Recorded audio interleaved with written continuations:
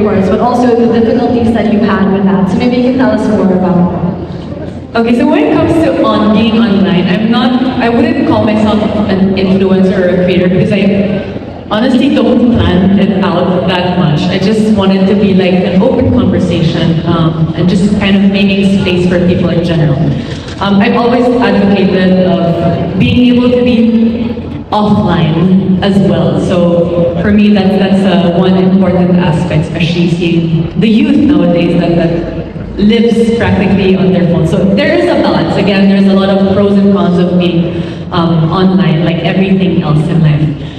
When it came to my journey for motherhood, when I went to school, no one ever told me that you could have problems as a pregnant woman. It was always like, okay, you get pregnant this way, 9 months later you have a baby, you breastfeed, and that's it. That's basically all I knew.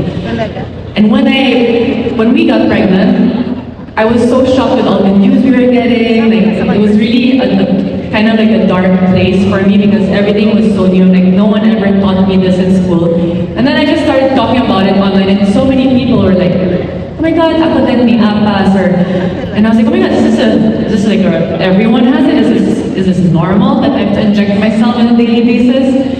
And basically just kind of left room for conversation. And that's when I saw that really, authenticity is really important, especially nowadays, because when you're authentic, you don't try to be a persona, you're conveying honesty, and usually that's when you can get connection with people, is when you're honest and when you create honest content. So that's really what I'm about and what I believe in and what I really want to teach my kids. I like that you said, there are many things that you didn't know about motherhood that we didn't learn also in school. I definitely agree with that, right? I feel like, no amount of studying in school can prepare you for the real world experience, especially for parenthood in general. And you've also been open about your postpartum journey. And, as somebody who is very authentic online, how do you balance that with being responsible? Because obviously that also comes with, the platform also comes with those responsibilities.